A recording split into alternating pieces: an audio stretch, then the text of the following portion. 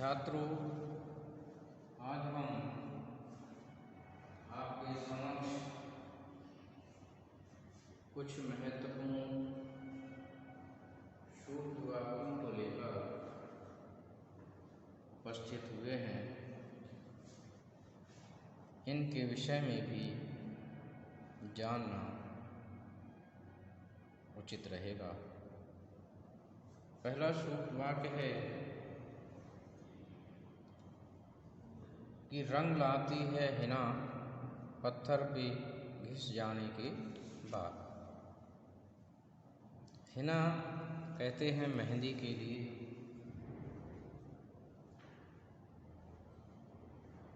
छात्रों, आप मेहंदी के पत्तों को जितना अधिक पत्थर पर रगड़ेंगे, उसको लगाने के बाद वह उतना ही अधिक अपना प्रभाव दिखाती है। इसी प्रकार से हमारे जीवन में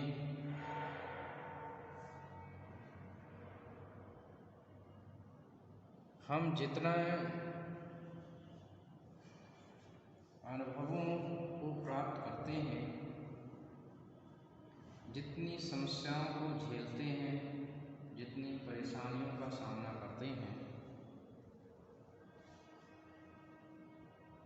उन सभी परेशानियों से व्यक्ति को अवश्य कुछ न कुछ सीख मिलती है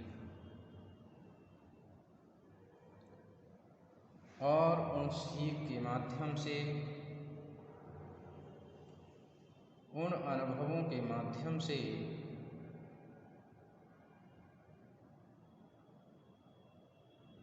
अपने जीवन का सुधार व परिष्कार कर सकता है।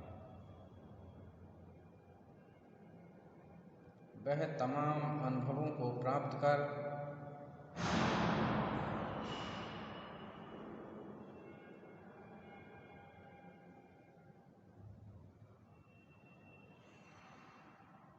अपने व्यक्तित्व को प्रभावशाली बना सकता है।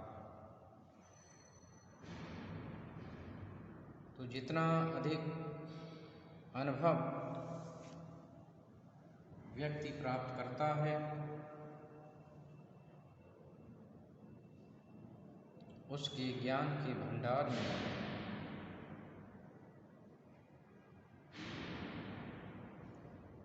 उतना ही अधिक वृद्धि होती जाती है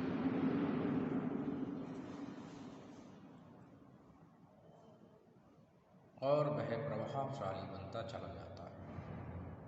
तो इसलिए हमें जीवन में अत्यधिक अनुभव प्राप्त करने चाहिए और उनसे सीखना चाहिए। साईं घोड़न के अछत गदहन पायो राज।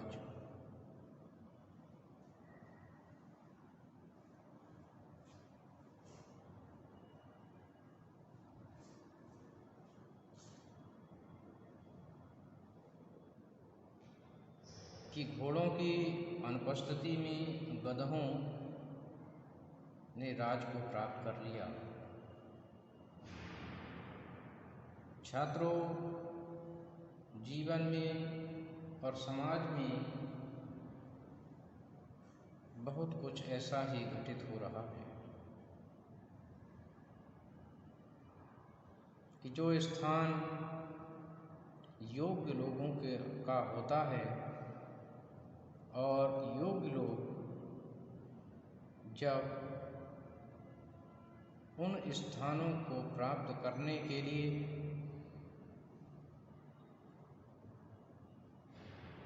रुचि नहीं दिखाते हैं, तो निश्चित रूप से ऐसे स्थानों पर अयोग्य लोग कब्जा कर बैठते हैं और शक्ति हासिल होने पर योग्य लोगों को भी अपनी उंगली पर नचाते हैं।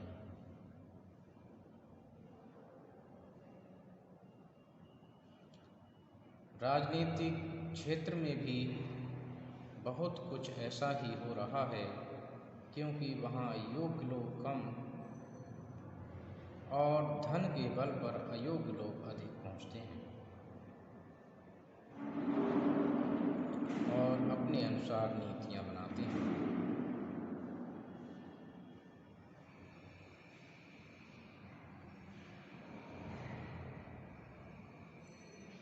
अगला बिंदु है कि कबीरा कैसे निभ सके बेर केर के संग, वे डोलत मद आपने उनके फाटक अंग।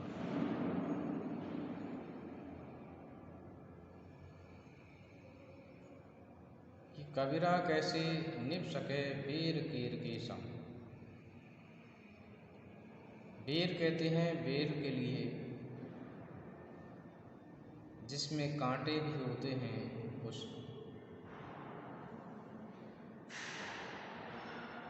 उसके वृक्ष में, और केर कहते हैं केले के लिए, कदली के लिए, जो अत्यंत ही मुलायम होता है।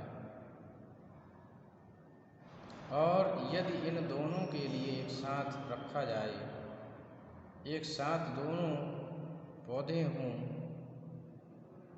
तो जब हवा चलती है तो बेर का वृक्ष अपने पूरे आनंद से डोलता है और बार बार केले के पौधे को बेधता रहता है।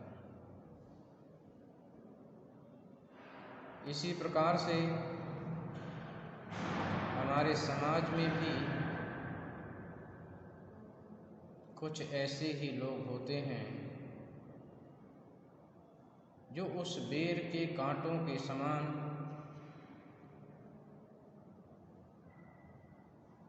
समाज में अराजकता फैलाने का काम करते हैं, या फिर तो कुसंगतिगामी होते हैं, कुमारगामी होते हैं।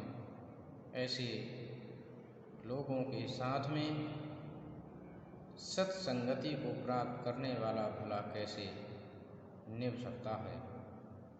अर्थात दो विपरीत विचारधारा के लोग आपस में सहजता से तालमेल नहीं बना सकते हैं।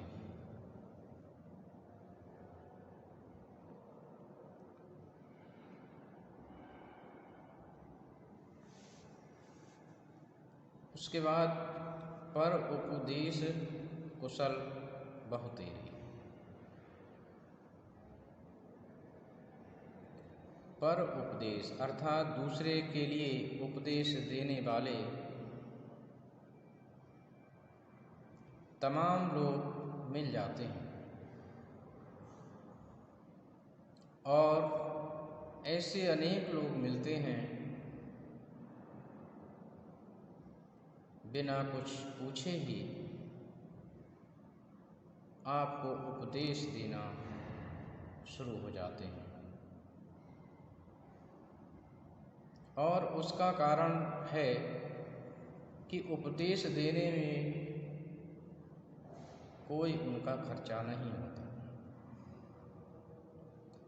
दूसरे को उपदेश देना बहुत ही आसान है, परंतु उन्हीं बातों के लिए अपने जीवन में धारण करना अत्यधिक कठिन होता है। प्रायः देखा जाता है कि जो लोग उपदेश देते हैं वे स्वयं उन उपदेशों का पालन करते हुए नहीं दिखाई देते, और यही कारण है कि उनके उपदेशों का जो प्रभाव पड़ना चाहिए वह प्रभाव कभी भी नहीं पड़ता। इसलिए कहा जाता है कि उपदेश देना बहुत ही आसान है, परंतु उन्हीं उपदेशों को अपने जीवन में धारण करना अत्यधिक कठिन है।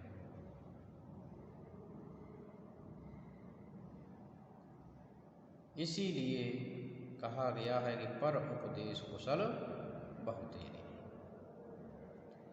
प्यादा से फर्जी भयो टेढ़ो टेढ़ो जा।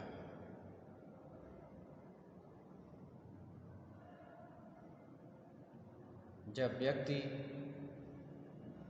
किसी छोटे पद से उससे ऊंचे पद पर पहुंचता है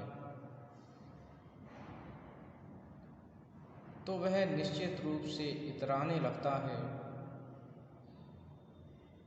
घमंड करने लगता है, जबकि उसे ऐसा नहीं करना चाहिए।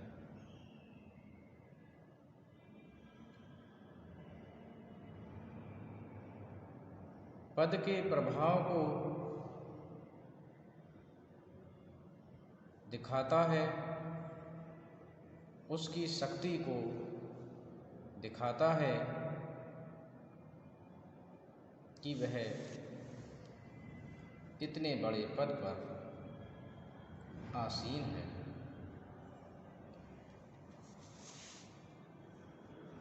कहने का आशय है कि जब व्यक्ति के लिए कोई अच्छा पद प्राप्त हो जाता है तब वह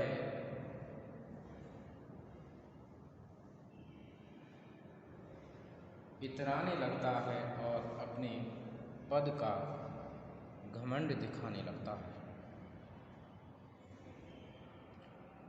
परंतु व्यक्ति को ये सब शोभा नहीं देता। तो इस प्रकार से आज हमने इन सूक्तियों के बारे में जाना समझा। धन्यवाद।